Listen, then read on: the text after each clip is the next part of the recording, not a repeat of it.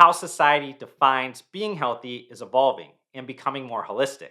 And with more individuals viewing themselves as consumers in the healthcare market compared to solely being patients, it has created immense opportunities, with US consumers spending billions annually seeking to improve their health span.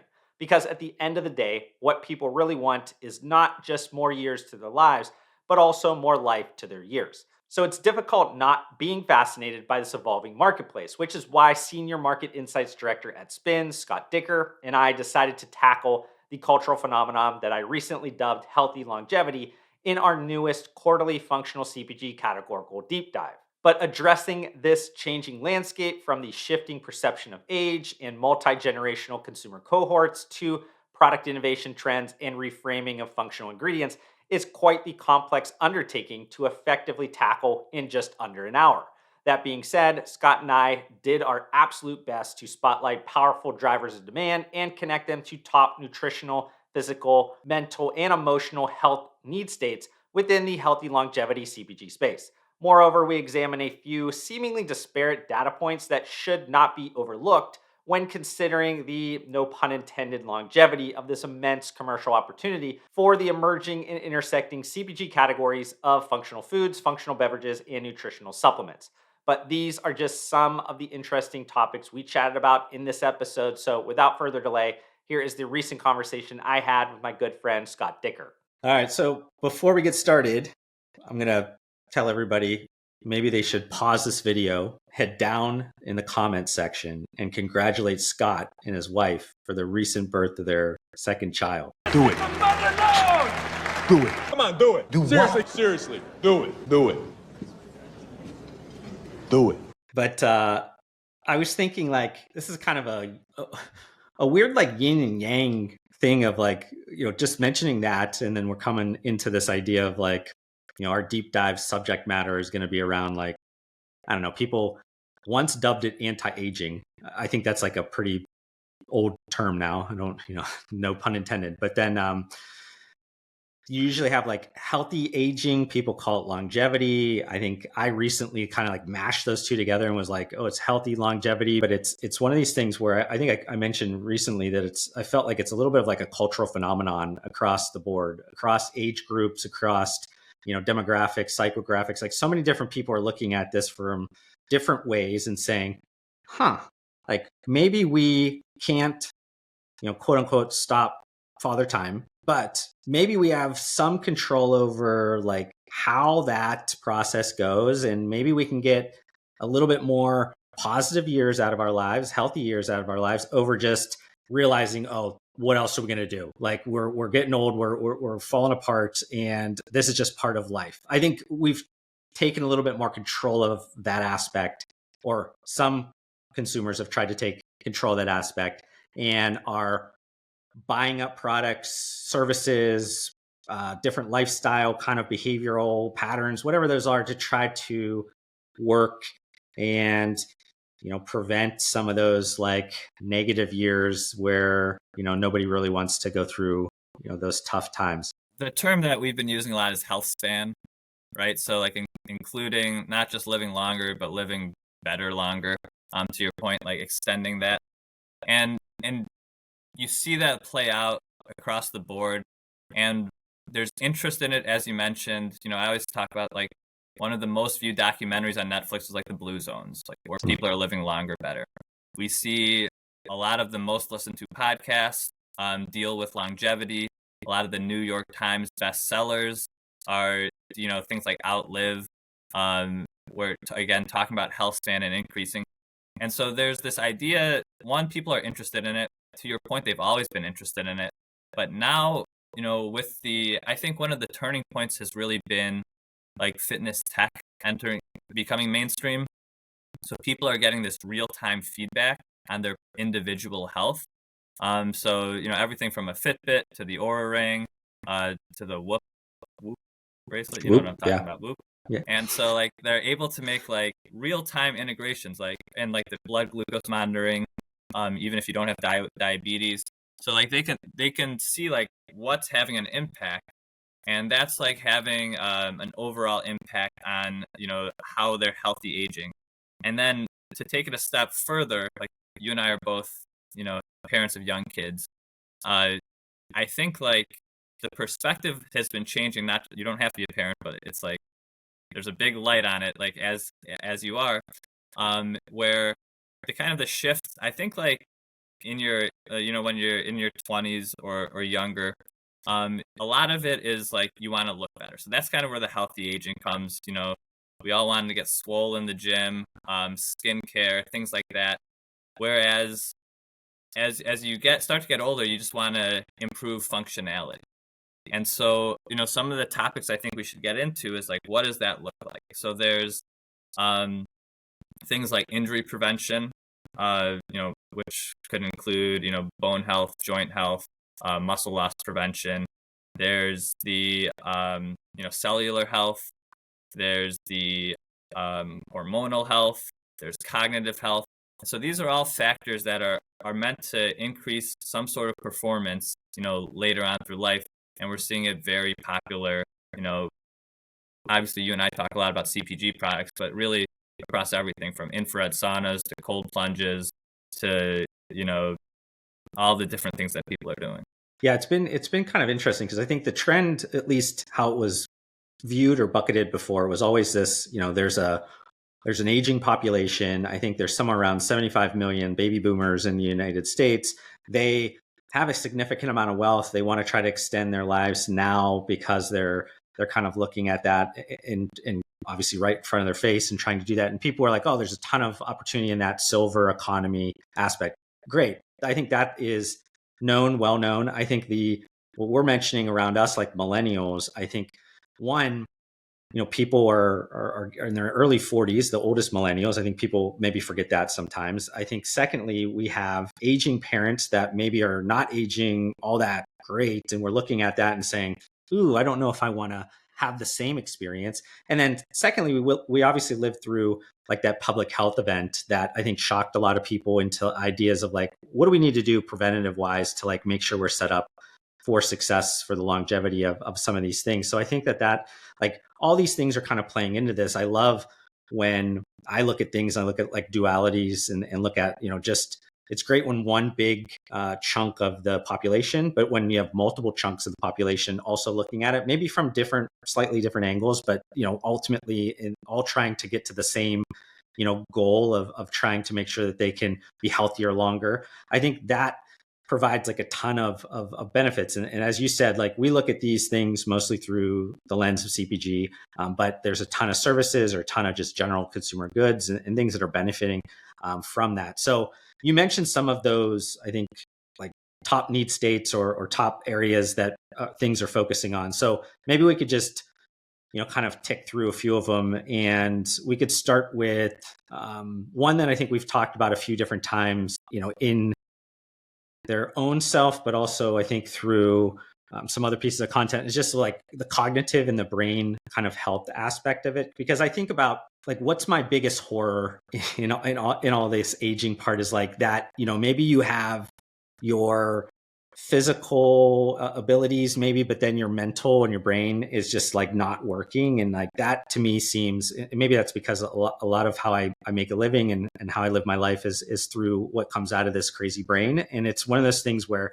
I know for me, it's an important area that I've always kind of focused on, tried to make sure that like I am looking at, we talk about ingredients, through just even the basics that people maybe take every day and forget about, like the omega-3, fish oil type things, the ginkgo bilobas, the bacobas, I think like the one word I always use, like I can never say it. And this is like the business guy, not the science guy, is like phosphosterylserine. Yes. I don't. Yeah, is what I call it. Yeah. I know it's like you try to give these things the respect they deserve. And then another one, I think this is just obvious because people, that watch my channel will see like the cognizant, but just like the overall, the choline and just the importance around that. I mean, this to me is an area that has a ton of importance because as you age, obviously, you're dealing with that cognitive decline. But like, again, for us, we're looking at it more from how do we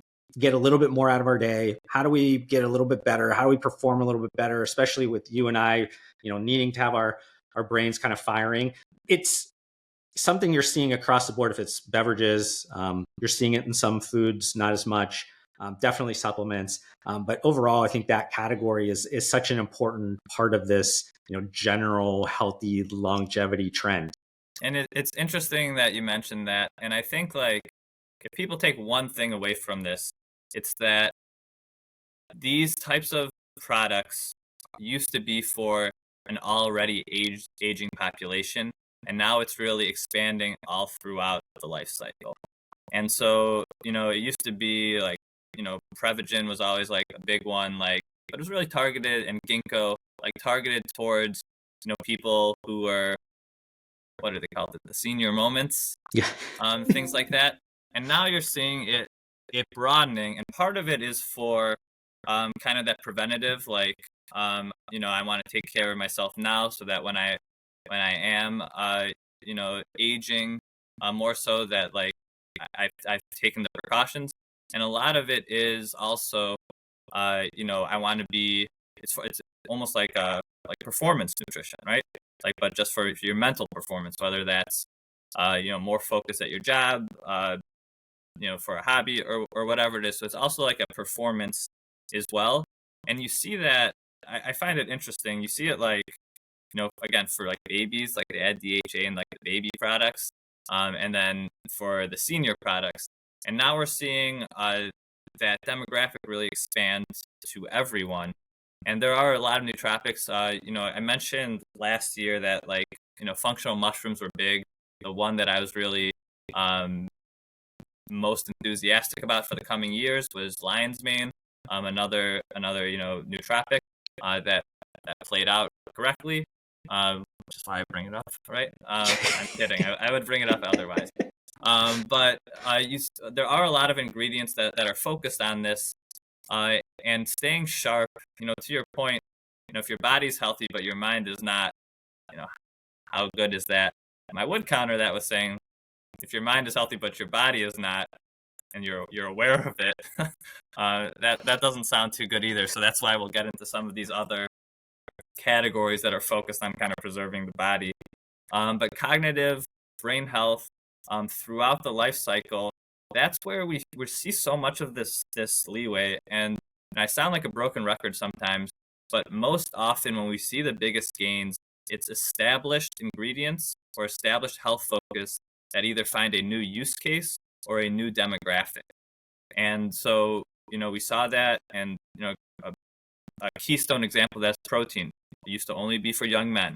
Then it was throughout the life cycle. Then women knew that they wouldn't just get bulky from eating protein. And so the same thing can be said for a lot of these cognitive ingredients. And you are also able to kind of pinpoint. It's not just a few standard ingredients. We're seeing like a plethora of nootropics, cognitive enhancers, entering it as more research is done. Again, more personalized research. They're able to do some more studies on more diverse groups of people. It's not just people who happen to live by a university, which is often young men who do it. So those are the reasons, and I would expect to continue to see these established ingredients leading the way. DHA and omega-3s in general. I think like if I was only taking one supplement, like it might just be fish oil. So I think there's still a lot of room to grow for very established ingredients as they get more research and more use cases. Yeah, before we shift over to, I think, more of the body or the muscle side of it, I also wanted to think about, a little bit of an adjacent brain or just like maybe that like mood support or stress aspect, because again, this is, coming from, you and I, that probably managing stress is a big aspect of our overall like wellness framework, because we are typically probably putting a lot of that on ourselves just because we're ambitious and we want to try to achieve as much as we can. But like, I do see that as a little bit of a 1A or a little bit of a counter or an adjacent to the cognitive side of things. Because like I was mentioning this to somebody recently, and they were saying, oh, what does your supplement kind of regimen look like? And though there's, some extra bloat because I get sent some different things and whatever it is. There are definitely core ones, and I've said probably for the longest time, maybe 7-8 years, that one of the things in the morning I take is kind of a stress or a cortisol or like a one of those mood supporting products that has like a KSM 66, like ashwagandha, and just like that ingredient. That's been a fun one to kind of see like the growth and just the acknowledgement by the mainstream public of like the importance of that. And that's, an ingredient that I think has like so many different, use occasions. And there's so many different things that like from a study perspective that they found that product or ingredient can do. But like there's certain like those types of things that have moved into, I think, the beverage side of things has gotten really fun, especially even some, adding into like the adult non-alcoholic kind of consumption aspect of it. Again, maybe not something that people typically would look at and say, oh, that's a longevity thing. But I think managing stress, especially when we're talking about some of the earlier stages, the preventative side of things, I think is an extremely like underappreciated side of all this. Yeah, it's that total wellness. I'm glad you mentioned ashwagandha. We actually have an ashwagandha and adaptogen report coming out soon, that for everyone to check out. But yeah, KSM obviously, the biggest supplier there, and so managing stress and in correlation that with sleep. So people are really increasing their focus on sleep. Again, they're able to measure it with a lot of things. They can see what works for them. That's why you see so much like cross promotion between like stress relief and sleep support. So that's a big one. Theanine is another one that seems to be doing really well with that. But yeah, anything to reduce stress. And so we're gonna talk in circles a little bit on this, but like this total wellness, people can connect the dots. Like I think before 2020 and in COVID, people really were kind of blocking things in. Like this is a mood support product. This is an immune health product. This is a active nutrition product. When really you're seeing like all these things are interconnected. If I'm sleeping well, my mental performance is going to be better. If I'm active and exercising, my immune system's probably going to be functioning better. So people are able to kind of connect the dots where we're really blurring the category of health focus on it. But for sure, like people, thinking about longevity or not, like stress relief, it's a stressful time for people. I don't know I think people say that at every stage. Like I think people always say like, man, this is just a stressful time, like regardless of what current events are going on, regardless of what life stage they're in. Sometimes I think that, but it seems like this one's an extra stressful period. So let's shift it over into, you kind of briefly mentioned, I think mobility and how even that's interconnected with like muscle health and just strength in general, I think is important, because I think there's the typical, I think, ingredients that people have always thought about, especially with mobility, the MSM, the chondroitin, the glucosamines, those types of things. And then I've always kind of looked at it a little bit, maybe more holistically. I've always kind of thought about it as, okay, well, there's probably collagen plays into that. That maybe was the original intent behind, collagen, where most people, that's why they were buying that ingredient. Now, as you mentioned, like kind of how you shift, like it's more nutri-cosmetic kind of aspect of that.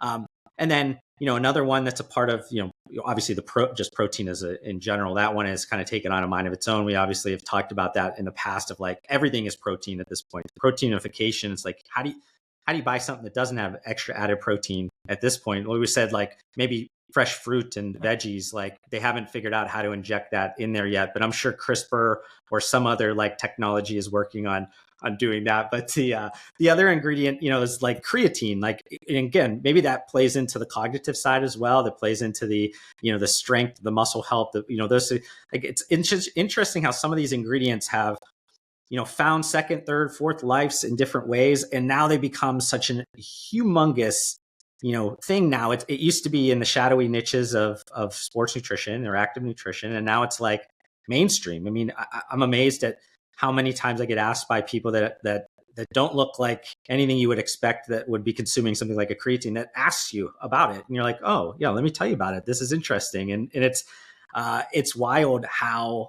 that has taken on a mind of its own. But I think, when we look at mobility, I also think about just, the muscle loss and like what that means. You were talking about injury prevention, like falls, whatever. That's maybe talking towards the older side of the trend. But I do think like as a whole, that all plays in together. You got to have all that stuff working together. It can't just be, let's take a few of these core ingredients that we used to, and we're going to be good. Yeah. And so we talked about like the mental health going through, and now it's like physical. And what I mentioned at the upfront was that a lot of times it changes. Like, it might not be you're trying to do your all-time max on the bench, although we would all love to hit our PR on there. But it's like staying active so that you can perform, and play with your kids longer, do all these things. And so that happens in a few ways. It's maintaining your muscle. So like you want to like ideally, build up some strength, so that your decline starts off at a higher place. And so all those things that were meant to build muscle, prevent muscle breakdown. I talk about creatine all the time. People are probably sick of it, hearing about it, but like there's still opportunities for creatine. Now women are taking it. Now it's used for cognitive health. It's also obviously known for muscle and strength. But there's new formats. We're seeing gummies. We're actually starting to see. I was at Newtopia. I saw like at least the first one that I saw, like a creatine beverage that had the full 3 grams of it. I believe it's called like Cre18, something like that. I can show you later. But there's a lot of interesting things around there. HMB is one that I always think is underutilized for this purpose of preventing muscle loss breakdown. I think it's just really strong in that area. I've been talking about it for a long time. It is growing, but like I just think there's a lot more room there. But then that's only one aspect to your point. So there's also joint health and bone health. And those have not had the surges that other health focuses have had in the recent years. And I continue to think that it's coming. Active nutrition for the past couple of years has been the fastest growing category. I don't think it's going to be at the end of this year, although we'll double check. But people can't be active for that long without needing bone and joint support. And as you get older, like, I don't know about you, my routine's shifted. I do a lot more stretching and stability work. And so you need a lot more, joint support.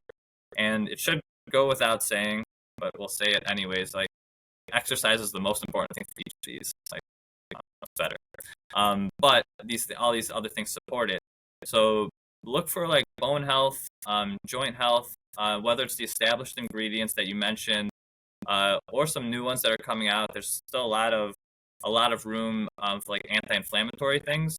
My go-to has always been tart cherry juice.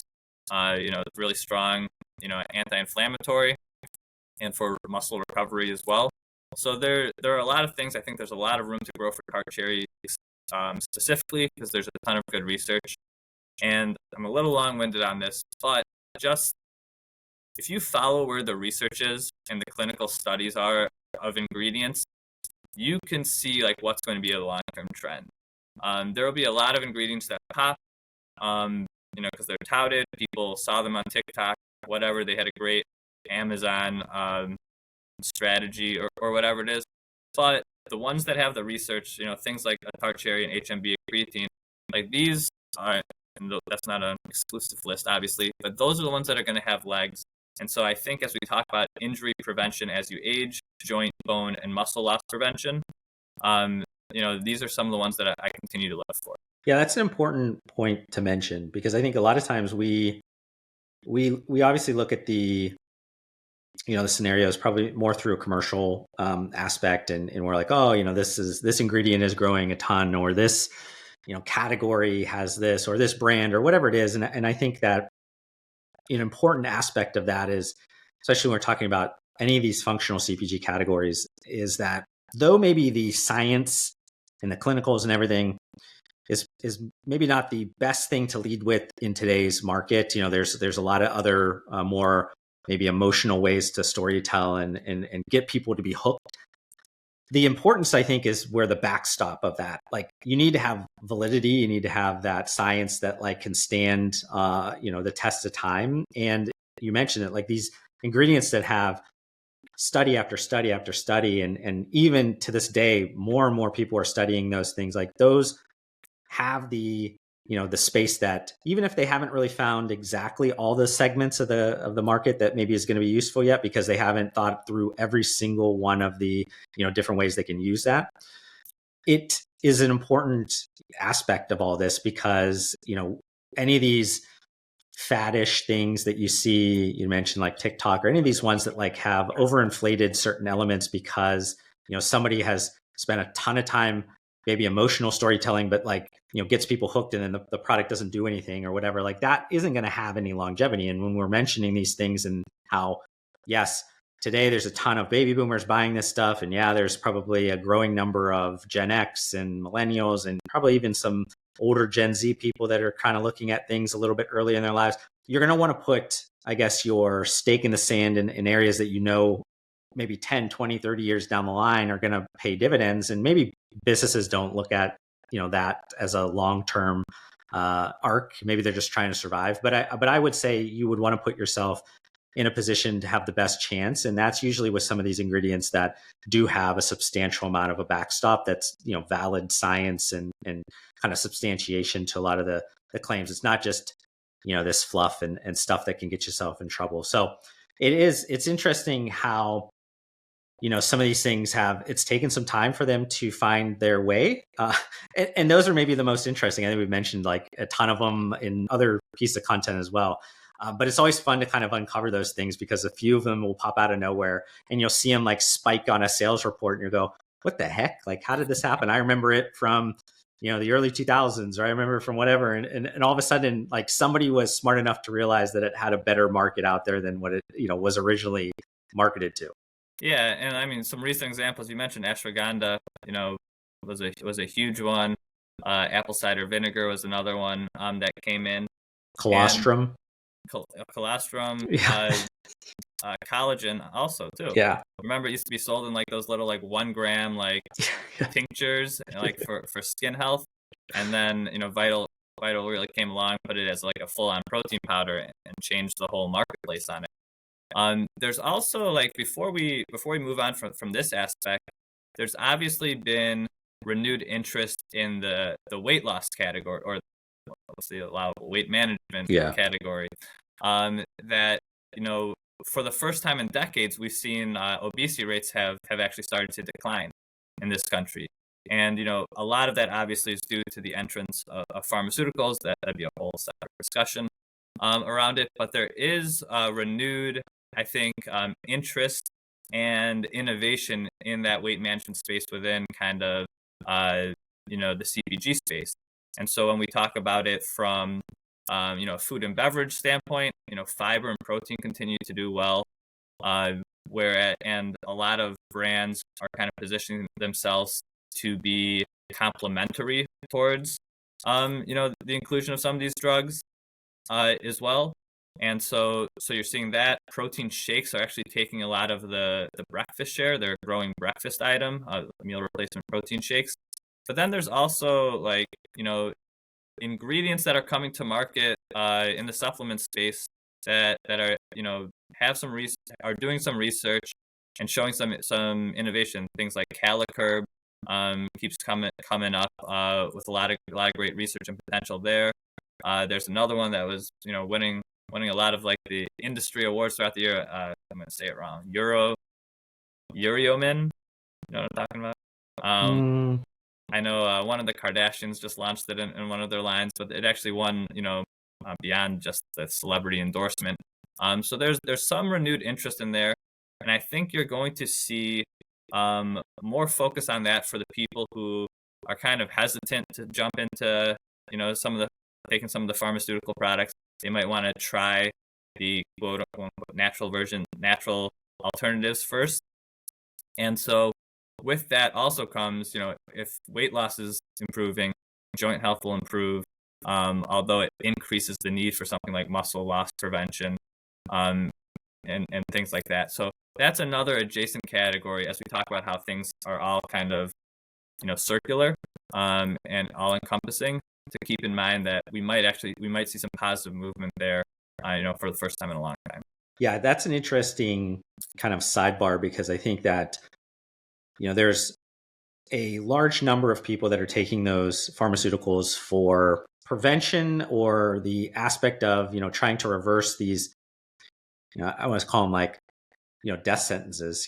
I think like when you get up to a certain obesity level and you start to get it, like, you're playing with fire, I think, long term. And regardless if somebody's trying to triage and fix it, quickly, and not maybe thinking about what's that going to do over the next wherever, I think there's, a good number of people that are taking those and doing the steps they need to change their lifestyles and change the way that they're approaching everything, which then I think adds some tailwinds to everything we're talking about. Because most of those categories, again, are going to, in some way or another, be affected in a positive way, most of them in a positive way, to that. And I think that, like anyone else, like when you start out in the gym at the beginning, or maybe you start out with some, nutritional meal plans and things like that, you probably try to start small and you do little things, but over time you get better and you get more advanced and you get more interested and you catch the bug and you whatever, and you start to then add in all these other categories. So at the beginning, it's probably going to be a lot of, like you mentioned, the proteins and the, some extra fibers, and, some of those kind of convenient hack elements, like we talked about greens, or, these things that, like, I think nutritional insurance that people are looking at. But then eventually you go, okay, well, I've managed this problem, which I think is the biggest, thing that maybe gets overlooked, is like, arguably the obesity problem has been solved, like from a application of this thing. Now people have to do certain things to sustain that and keep that going, but like there is this thing that ultimately is pretty proven that it can do what it's asked to do if somebody upholds their side of the bargain. And it's one of those things where then that can unlock so many more longer term views in your health and wellness, and then you get a lot more people into this trend. So I know you and I, we always look at some of these, I guess, like disparate data points of like, everything's working in their own and they have their own power, but yet there is some crossover, some intersection. And then like when you are looking at the model and you're saying, oh, 1%, 2%, whatever that is, like how much does that influence other areas? Because it has crossover. These aren't all in a vacuum. They're important on their own, but they're also important when you think about these things in a collection of other things. And maybe this gets us into maybe the next area or whatever, because I think about, there are the pharmaceutical weight loss, number of those different drugs that people are taking them for these health, reasons. And I think we mentioned before, there's also the aspect that people want to look better, a better appearance and better whatever. And that also is a part of longevity. When you get older, you don't stop wanting to look better. I think the fountain of youth, want, need, desire for that plays out in so many different areas. If it's, aesthetic services or some of those kind of things, is it, the nutricosmetics, the interaction between the cosmeceutical, all these like words that they've smashed together now that like I'm a jargonator, but like I even miss on some of these things, but like, and then how does that play into like cellular health, and like how that, there's a lot of these things that like are at play here. And again, some of them could be affected by, the GLP-1, Ozempic world. Maybe some of them are overblown, but regardless, I think you have to look at things in like a complete picture today. Absolutely. A lot to unpack there. There is always going to be the looking, like I want to look and feel young, right? So we spent most of the time right now covering on the feel part. There is certainly the look part. There's the nutricosmetics, I think, is a really interesting one.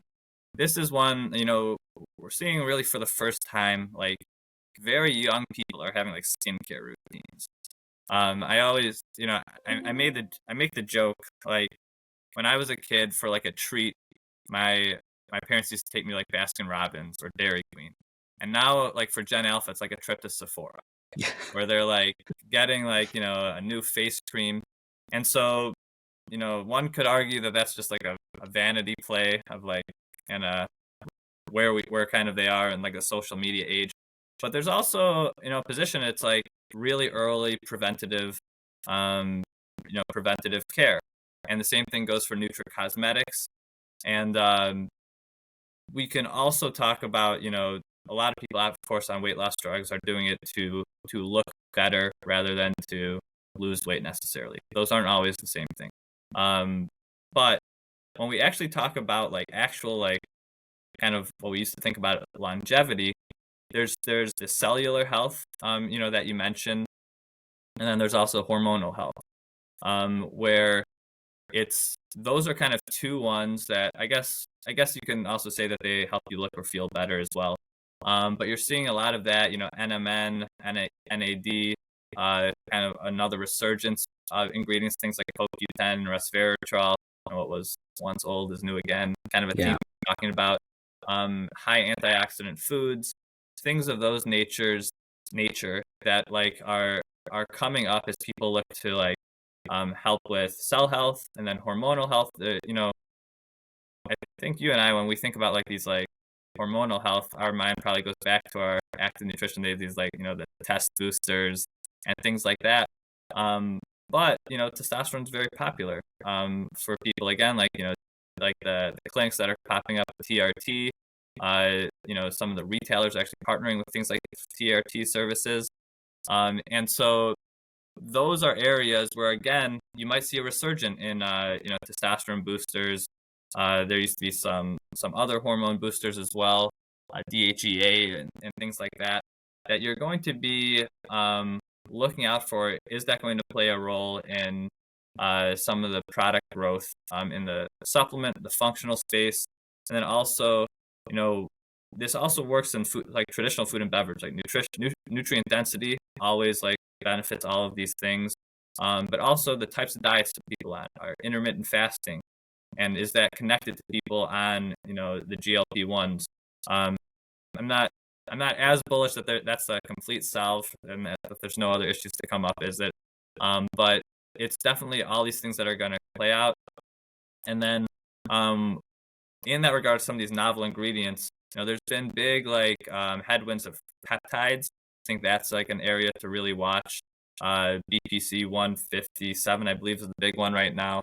But there could be a whole slew of other peptides to watch as we kind of look at that next level, which is going to be influenced again by that overall trend of like very personalization, as well as some of the new technological innovations.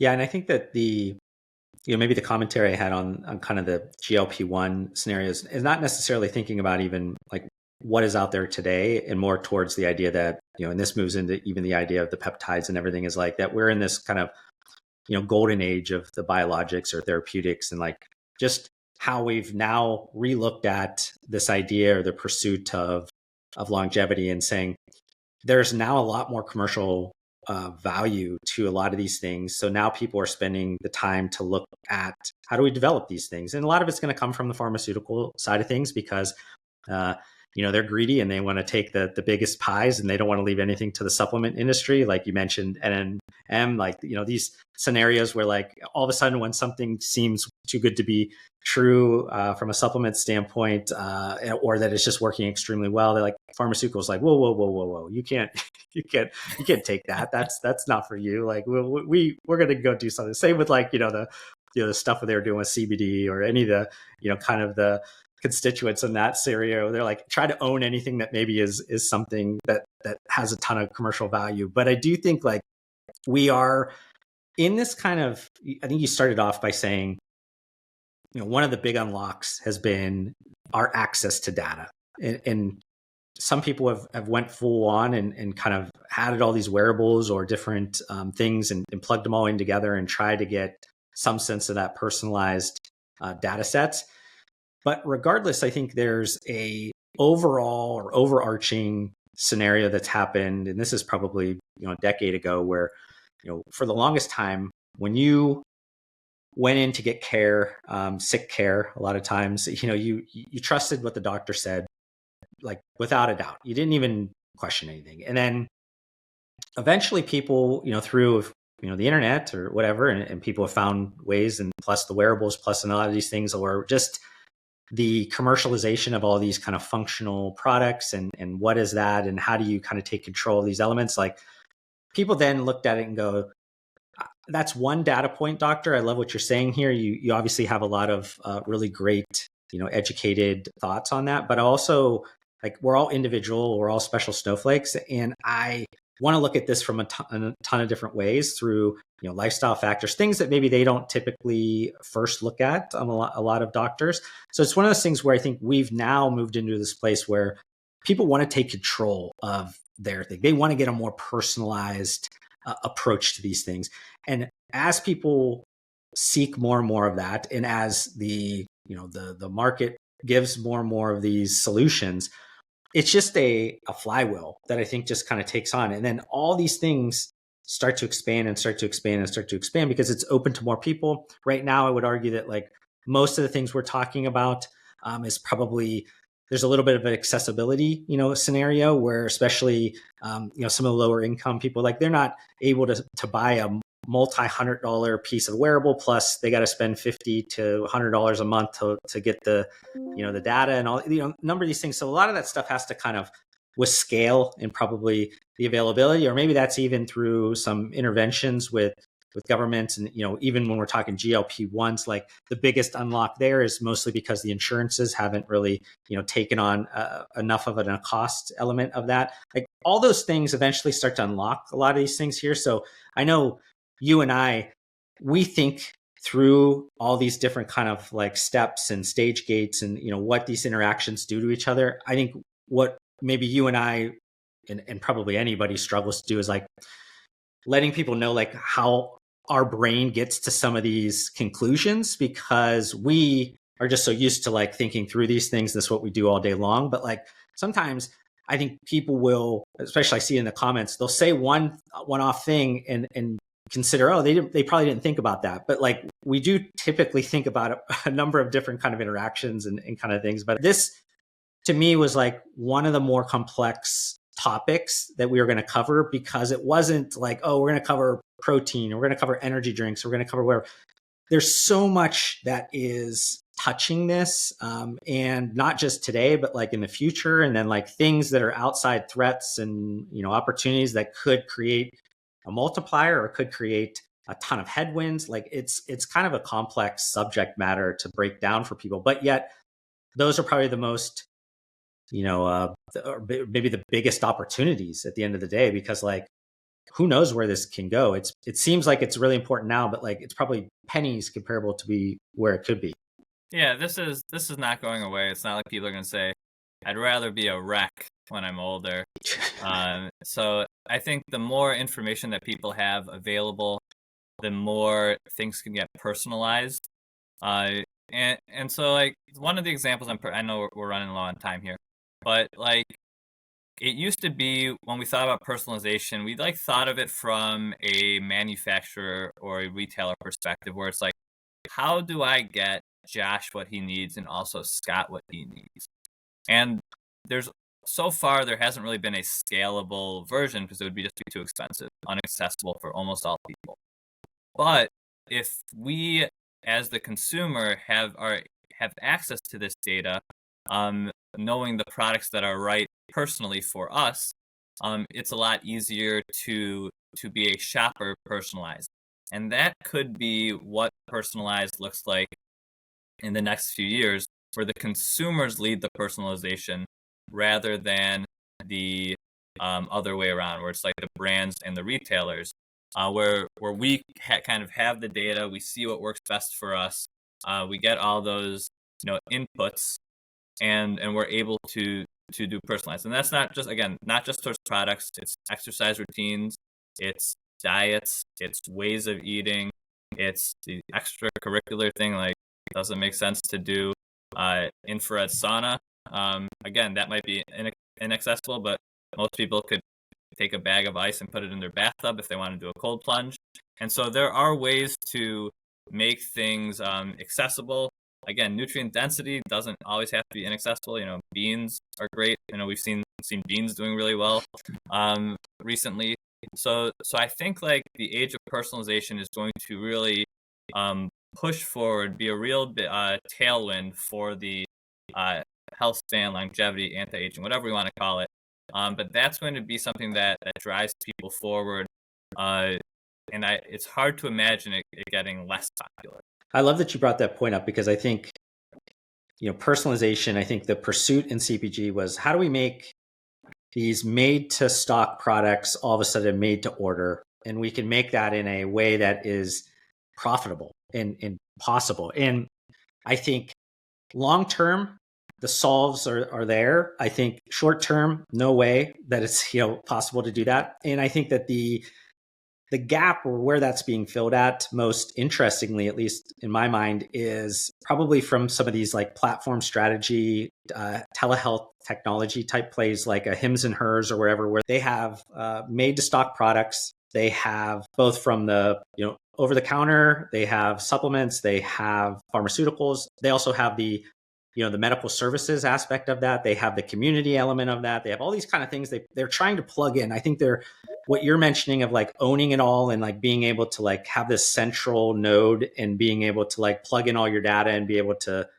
have AI probably give you the results you need. Like they're probably trying to do that, to be that central node. And that's where I find them to be the most interesting if they can probably solve for that. But I do think long-term, people are going to want to have their own solutions and probably be able to come to their own conclusions over, what does this, business say? Because again, it probably goes to some other things going on of like, people just don't trust institutions. They don't trust, any of this stuff. And like, they probably would want to own as much of it as they can, but the solutions aren't simple, I think right now. So the platform strategy, I think is going to probably play out more. And it'll be interesting to see how that flexes and goes. Like, you mentioned some of the retailers and things that have kind of tried to put some of those services in there. You also have, I think, even some of the grocers and pharmacies there that are trying to do like the food as medicine, and they're trying to do a bunch of those types of personalized approaches. It seems like everybody's going to probably try a bunch of different things.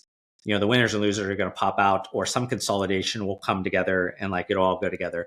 Odds are it'll probably be Apple, Amazon, or Google will buy up every data point possible and then just consolidate it together. It'll be, one of those Black Mirror episodes or whatever, where like we ultimately are bestowed to the one Amazon or Autofax or whatever they were called in those episodes. So I don't know. That's it took this conversation in a weird turn, but hey, that's fun to end the conversation with, right? And I would just end it to be a contrarian to your Black Mirror analogy there.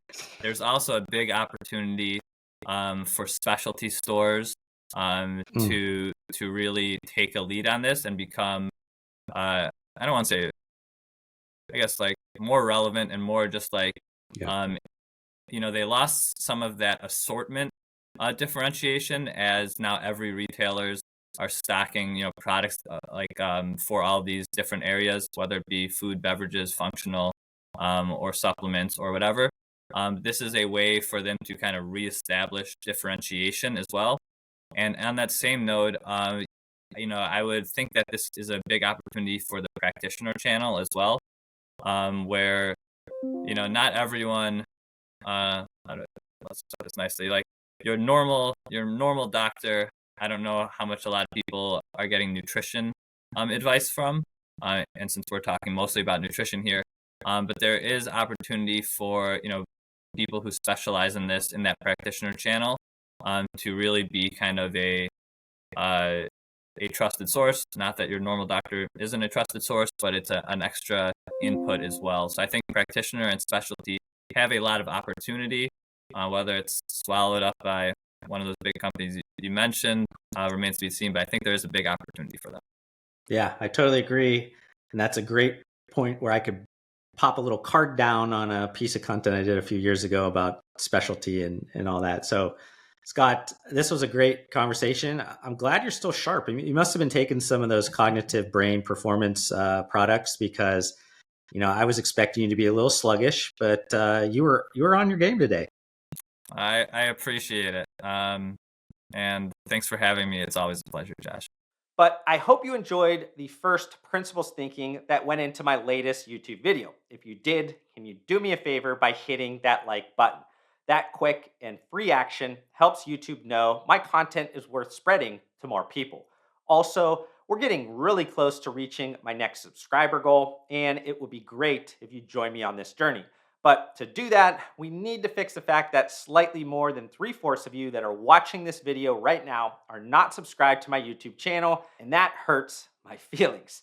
Regardless, I want to thank you for giving me some of your attention and time, and I'll see you on the next one.